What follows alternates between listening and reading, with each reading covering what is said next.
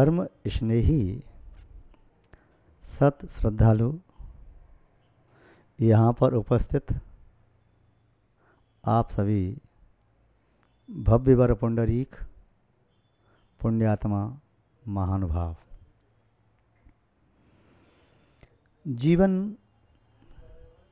आपको और हमको आज प्राप्त है। जीवन को प्राप्त करना उतना सार्थक नहीं है जितनी सार्थकता जीवन से हमें क्या प्राप्त करना है ये जानने और प्राप्त करने में है। जीवन तो सबको मिलता है, देव नारकी पशु पक्षी मनुष्य सब जीते हैं, किंतु इस जीवन से हमें प्राप्त क्या करना है। यदि पूरा जीवन हमने निकाल दिया, इसे ही नहीं जान पाए कि हमें इस जीवन से प्राप्त क्या करना है, तब जीवन की सार्थकता कहाँ रही। दूध पी करके क्षुधा मिटाई जा सकती है, फल खा करके क्षुधा मिटाई जा सकती है, जल पी करके पिपासा को शांत किया जा सकता है, औषधि पास में प्राप्त करके उससे रोग मिटाया जा सकता है।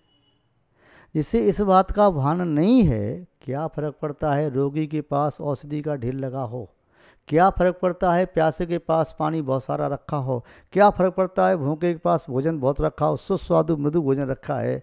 यदि ग्रहण नहीं कर पा रहा है तो आपके पास जितने भी साधन हैं उन साधनों का आप सम्यक उपयोग नहीं कर पा रहे, उन साधनों का औचित्य क्या, उनकी क्या सार्थकता है।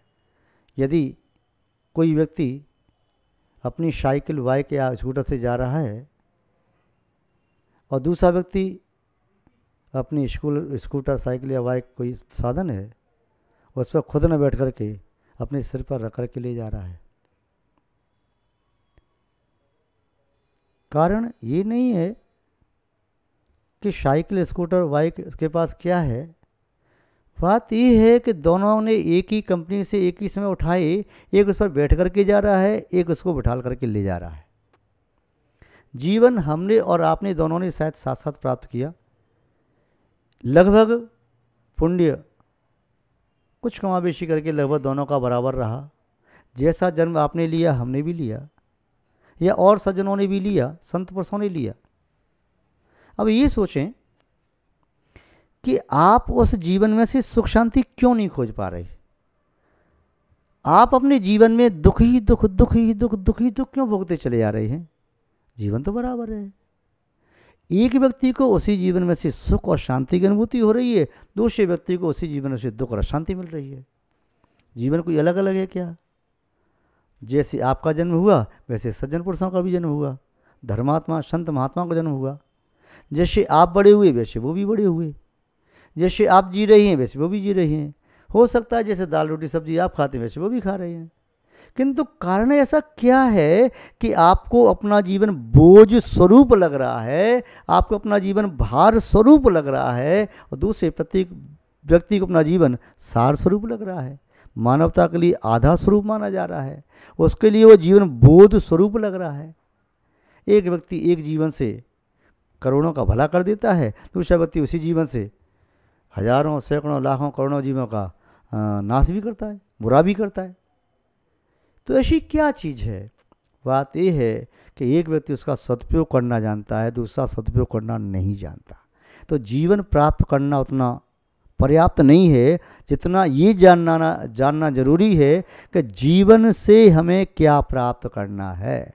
दूध में से हमें क्या प्राप्त करना ये पहले जान लो। दूध प्राप्त करके यदि घी प्राप्त नहीं किया, दूध को ग्रहण नहीं किया और उस दूध से लेकर के अपने चरण प्रक्षालन करना शुरू कर दिया, दूध लेकर के नहाना शुरू कर दिया, दूध से होली खेलना शुरू कर दिया, तो वह सार्थकता तो नहीं।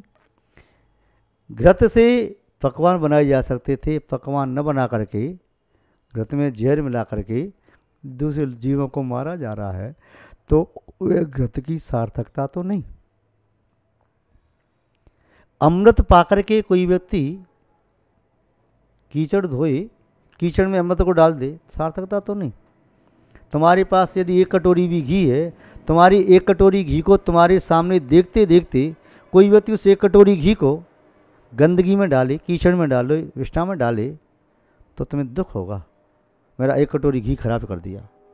चाय मैं नहीं खाता, किसी के पेट में चला जाता, पशु पक्षी खा लेता, कोई इंसान खाता। चाहे कोई भी तुम्हारी चीज़ है, चाहे वह चीज़ महंगी हो या सस्ती हो, उसका दुरुपयोग होता है तब तुम्हारा दिल दुखता है। अब हम आपसे पूछना चाहते हैं, जब छोटी सी चीज़ का तुम 5 रुपए का मटका लाए, किसी ने फोड़ दिया, तुम्हारे सामने देखते देखते तुम्हें दुख हुआ। 1 रुपए की चीज़ भी तुमने कोई 1 रुपए का कोई कागज़ खरीदा, उस कागज़ को तुम्हारे सामने कोई फाड़ दिया, उपयोग के लायक नहीं रहा, तुम्हें दुख होता है। और यदि 1000 रुपए की वस्तु भी तुम्हारी आंखों के सामने देखते देखते किसी गरीब के काम आ गई, किसी ज़रूरतमंद के काम आ गई, तुम्हें अंदर में सुख मिलता है, आनंद आता है, शांति मिलती है, क्यों? उसका दुरुपयोग नहीं हुआ। ऐसे ही हम अपने जीवन को कैसे सम्यक बनाए, जीवन में से कैसे निकालें। जैसे दूध में से घी निकालना है, ऐसे हमें अपने जीवन में से सुख और शांति को निकालना है इसीलिए निकालना है। नहीं होता तो हम आपसे नहीं कहते। तिलहन में से तेल निकलता है, दूध में से घी निकलता है, फलों में से उसका रस निकलता है, ये निकलता है। तो ऐसे ही हम अपनी आत्मा में से परमात्मा को तो बाद में निकालें, पहले सज्जनता तो निकाल लें। हम अपनी आत्मा में अनंत और सिद्ध तो बाद में खोजें, पहले अपनी आत्मा में हम एक अच्छे श्रावक तो बन जाएं, एक अच्छे भले आदमी तो बन जाएं, मानवीय गुण तो खोज लें। हमें मानवीय गुण भी अपनी आत्मा में दिखाई नहीं दे रहे, हम क्या भावना भा रहे हैं? केवल वचनों से कहने से काम थोड़ी चलेगा। जीवन को महान बनाना है तो 2 बातें ध्यान रखो। आज हम आपसे 2 बातों चर्चा करते हैं। जीवन में कभी ईर्ष्यालु मत बनो और शंकालु मत बनो। जो व्यक्ति ईर्ष्यालु होता है, वह व्यक्ति कभी अपने चित्त को पवित्र नहीं कर पाता। जो ईर्ष्यालु होता है, उस पर भगवान की कभी दया नहीं होती। ईर्ष्यालु व्यक्ति की दया केवल दिखावा होता है, न उसे किसी की दया मिलती है, न वह किसी पर सम्यक दया कर पाता है। और दूसरी बात आपसे कही, शंकालु। यदि शंकालु रहोगे तो सत्य की सत्ता को जीवन में कभी प्राप्त न कर पाओगे। और जिसके पास यदि दयालुता नहीं है और सत्यता नहीं है, उसके पास 3 लोक का वैभव भी हो तो बेकार है। 3 लोक का समग्र वैभव मिल जाए तब भी बेकार है। वह उसी तरह से है जैसे शून्यों का ढेर लगा दिया हो, अंक एक भी नहीं है। उसी तरह से बिना धरातल पे कोई आकाश में बादलों के द्वारा बने हुए महल, बने हुए नगर केवल देखने में सुंदर लगते हैं, उनमें कोई निवास नहीं कर पाता। ऐसे ही चित्त में दया नहीं है, चित्त में सत्य के प्रति बहुमान नहीं है, सत्य के प्रति श्रद्धा नहीं है। मन कहता है बेईमानी कर ले, तेरा काम सिद्ध हो जाएगा, झूठ बोल दे, चोरी कर, ठग। मन ये पापी मन ये बार बार ऐसा कहता है कि तो आत्मा कहती नहीं, कदापि नहीं। आत्मा भी कहती है, परंतु आत्मा की आवाज को सुनने वाले कितने लोग हैं। ईर्ष्या बढ़ती है कि ये मुझसे आगे कौन चला गया। मेरा बेटा यदि परीक्षा में पास होता है तो एक गृहस्थ कहता है कि बहुत मेहनत की महाराज जी, बेटे ने बहुत मेहनत की है तब पास हो आया। और दूसरे का बेटा पास होता है तो कहता है महाराज जी कहीं रिश्वत दे दी होगी, ओ 2 नंबर से पास हो गया होगा, उसने कुछ नहीं की। अपना तो दिखाई देता है कि मैंने ऐसा किया, खुद की उपलब्धि भी कहता है मैंने मेहनत की, ऐसा किया है। दूसरे की उपलब्धि देखता है तो अरे अरे बेईमान होगा, चोरी की होगी, धोखा दिया होगा। एक ही तराजू रखो, एक ही प्रकार के वांट रखो, लेने के भी और देने के भी। जिसके पास लेने देने के वांट एक प्रकार के होते हैं वो ईमानदार होता है, जिसके लेने देने के वांटों में अंतर होता है वो बेईमान होता है। चाहे लीटर है, चाहे मीटर है, चाहे वांट है, चाहे गज है, कुछ भी है, एक ही रखो, मापक एक ही हो, अपने लिए भी और दूसरों के लिए भी। जो 10वीं सीढ़ी पर खड़ा है उसने भी उतना ही श्रम किया है जितना तुमने 10वीं सीढ़ी को प्राप्त करने में किया है।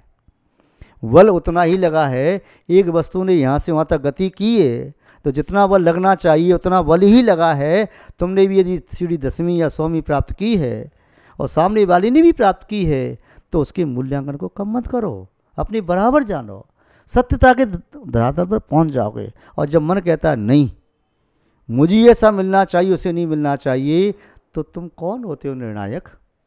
तुम्हें जो मिला है तुम्हारी अपने भाग्य से मिला, अपने पुरुषार्थ का मिला, अपनी श्रम से मिला है, और सामने के वाले को मिला उसी उतना ही मिला है। हम दूसरों से ईर्ष्या करके कभी अपने भाग्य का सितारा चमका नहीं सकते। दूसरों से ईर्ष्या करके कभी भी कोई व्यक्ति ऊंचाई पर छू नहीं सकता। दूसरों को गिरा करके आगे दौड़ने वाला व्यक्ति आज नहीं तो कल गिरेगा, ऐसा गिरेगा कि नीचे से उठने में भी उसे बड़े मुश्किल पड़ जाएगी। इसीलिए बढ़ो, आगे बढ़ो। कौन मना करता है आगे मत बढ़ो? कारण दूसरे बढ़ते हुए को देख करके ईर्ष्या का भाव मत लाओ, किसी से ईर्ष्या मत करो। माना जाता है कि ईर्ष्या ये महिलाओं में ज़्यादा पाई जाती है, किंतु ऐसा नियामक नहीं है। महिलाओं के अलावा पुरुषों में नहीं पाई जाती, पाई जा सकती है। किसी में भी ईर्ष्या हो सकती है। दो विद्यार्थियों की ईर्ष्या हो गई तो समझ लेना विद्यार्थी के जीवन में ईर्ष्या आते ही उसका आगे का रास्ता अवरुद्ध हो गया। वह अपने श्रम को बढ़ाएगा नहीं, दूसरे को गिराने की कोशिश करेगा। गिराएगा तब आगे बढ़ेगा। दूसरे की लंबी लकीर को मिटा करके अपनी लकीर को बड़ी करना चाहते हो, समझ लेना तुम्हारी लकीर जीवन में कभी बड़ी हो नहीं पाएगी। तुम दूसरों को मिटाने जाओगे तब तक तुम्हारी कोई और दूसरा मिटा देगा। और तुमसे भी छोटी लकीर वाले व्यक्ति भी तो हैं। जब तुम दूसरे की मिटा सकते हो, तुम्हारी मिटाने वाले भी हैं। इसलिए किसी की लकीर को मिटा करके अपनी लकीर को बड़ा मत करो। उसकी लकीर जैसी है भावना, वो उसकी लकीर और बड़ी हो, फिर आप कोशिश करो कि मैं इसे और बड़ी लकीर करने का सम्यक पुरुषार्थ करूँगा। उसे उसके भाग्य का मिले, उसे उसे उसके परिश्रम का मिले, मुझे मेरा मिले। मैं नहीं चाहता कि मुझे किसी का एक किंचित भी, 1% भी मुझे कभी मिल जाए, और मैं ये भी नहीं चाहता कि मुझे जो मिला है वह मुझे कम मिला है, ये मैं शिकायत करना भी नहीं चाहता। बस जो मिला मुझे पर्याप्त से ज़्यादा मिला, जितना मुझे चाहिए उतना ही मिला। इस प्रकार की सोच रखो तो आनंद आएगा। ये सोचोगे मुझे ये भी मिलना चाहिए, ये भी मिलना चाहिए, ये भी मिलना चाहिए, ऐसी सोचोगे तो जीवन भर दुख में व्यतीत हो जाएगा। और यदि ये सोचोगे कि वाह मेरे पास तो बहुत उपलब्धि हो गई, ये भी सोचोगे तो अहंकार आ जाएगा। तो अहंकार आते ही फिर रास्ता पतन का प्रारंभ हो जाता है। इसलिए जीवन के उत्थान में दो जबरदस्त बैरियर हैं, अवरोधक हैं। पहला बैरियर है हमारे चित्त में विद्यमान ईर्ष्या, दूसरा बैरियर है चाहे हर किसी के प्रति शंका का भाव। तो ये पहले तो ईर्ष्या को निकालें। चाहे कोई भी है, कोई भी नॉन अननोन कोई भी हो, मित्र शत्रु कोई भी हो, किसी के प्रति ईर्ष्या का भाव रखो ही मत।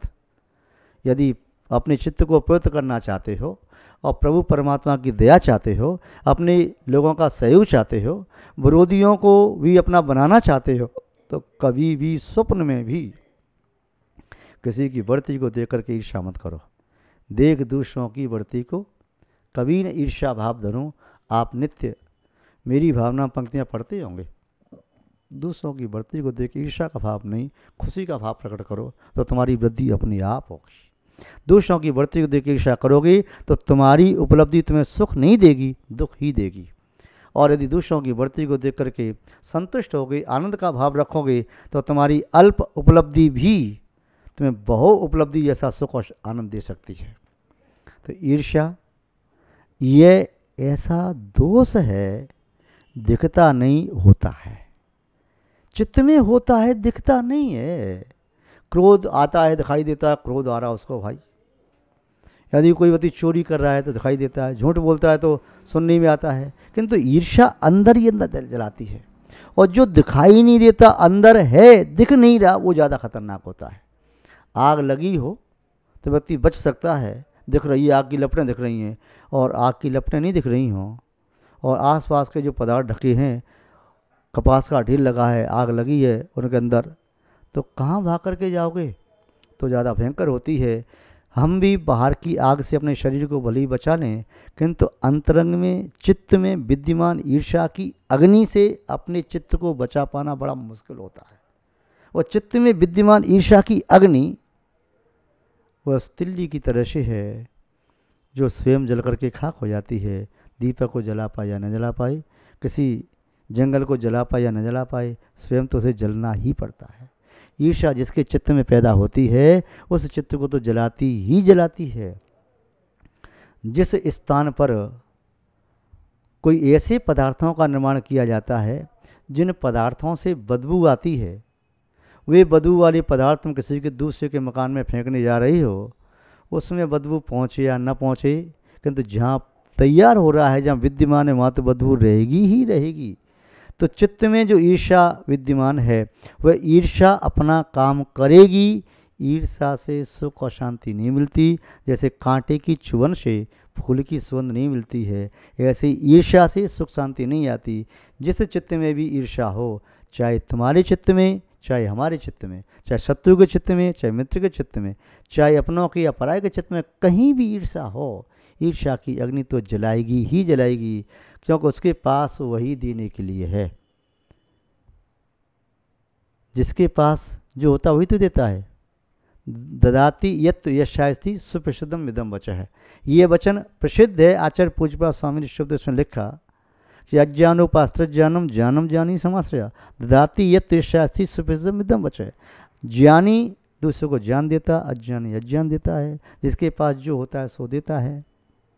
गाय अपना दूध देती है, वह दूध पत्थर तो नहीं देता, वृक्ष तो नहीं देता, फूल देता है। तो जिसके पास जो होता है सो देता है। पुष्प में गंध है तो पुष्प गंध देता है। वह कांटे में चुभने का गुण है तो वो देता है। प्याज में बदबू है तो बदबू देती है। यदि किसी फल में मिठास है तो मिठास देता है। ऐसे ईर्ष्या का जो स्वभाव है, ईर्ष्या का जो गुण धर्म है, वही गुण धर्म चेतना को प्राप्त होगा। तो ईर्ष्या का गुण धर्म है जलाना। ईर्ष्या जलाती है किंतु धुआं बाहर नहीं आता। यदि अग्नि बाहर की जलाती है तो धुआं दिखाई देता है। कोई सहानुभूति प्रकट करता हुआ उस बाहर की अग्नि को बुझाने के लिए आ भी सकता है, किंतु तुम्हारे चित्त में धधकती हुई उस ईर्ष्या की अग्नि को बुझाने कौन आए? तो अपने चित्त को पवित्र करने के लिए पहला तो हम आपसे संकेत करते हैं, ईर्ष्या से बचो। दूसरा संकेत है शंका। न जाने क्या मानसिकता बनती जा रही है आज के मनुष्यों की। कोई भी समाचार सुनते हैं, सबसे पहले नकारात्मक बात विचार दिमाग में पहले आती है, सकारात्मक बात बाद में आएगी। सबसे पहले वो आता है। किसी भी बात को कहीं शंका पहले पैदा होती है, तो शंका निस्संदेह सत्य की हत्या करने वाला होता। उपस्थित पुण्यात्मा महानुभाव, तो ये दो बातें आप ध्यान रखेंगे, ऐसा हम आपको संकेत करते हैं। क्योंकि ये दोनों यदि दोष जीवन में से निकल जाएं, तब निस्संदेह हमारा जीवन पवित्र, सत्यनिष्ठ और लक्ष्य तक पहुंचने के योग्य बनेगा।